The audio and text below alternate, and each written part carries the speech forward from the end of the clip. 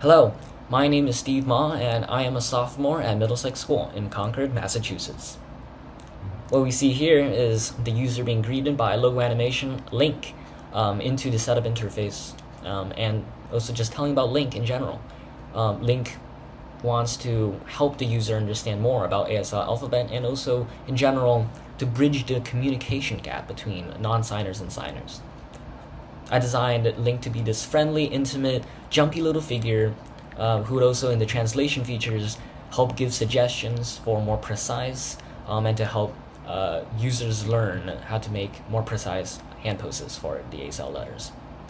And what we see here is also logo Link helping the user and directing the user into the learning interface, for which Link will teach each and every 26 alphabets according to which hand the user chooses. And you have to hold it for at least 3 seconds for it to be continuously registered.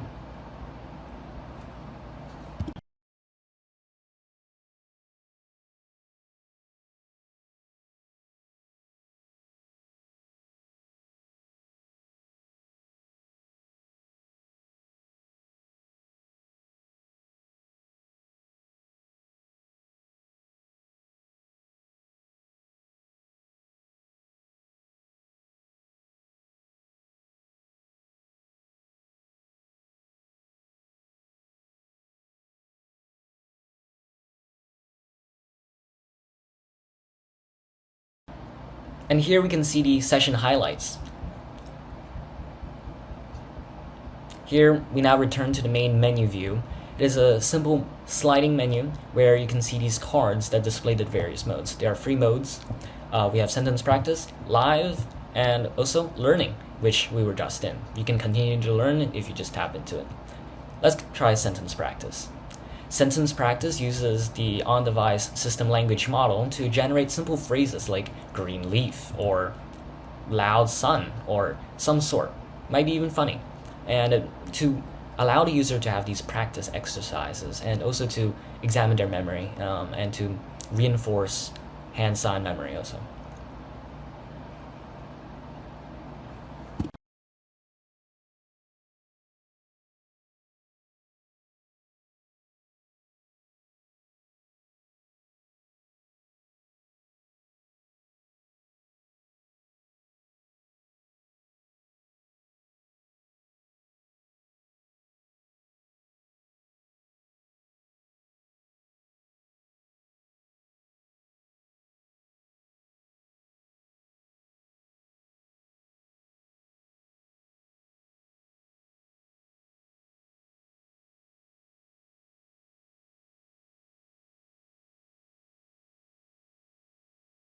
And now let's try live.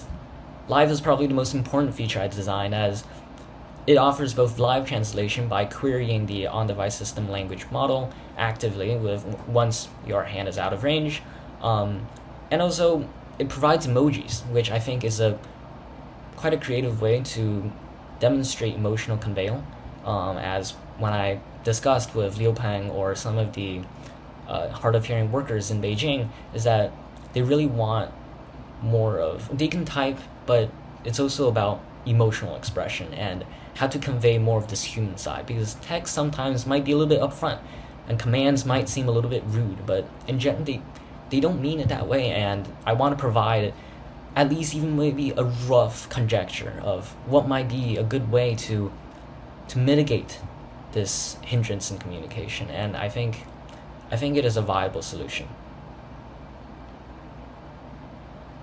Here we see that the query LLM is able to handle some of the unrefined and the redundant letters, because sometimes there are these errors, or that sometimes it is the query is able to handle the unpredictable situations in real life scenarios. For example, when you're just going to buy coffee.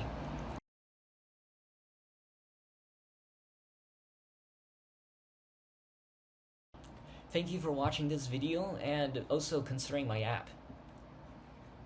I feel really bad the fact that you can't be able to test it out yourself because the simulator won't allow you to access the camera hardware, but I hope this is a good insight into how the model works, how the CNN model captures the landmark poses, and process the query to the on-device system language model for this translation effect.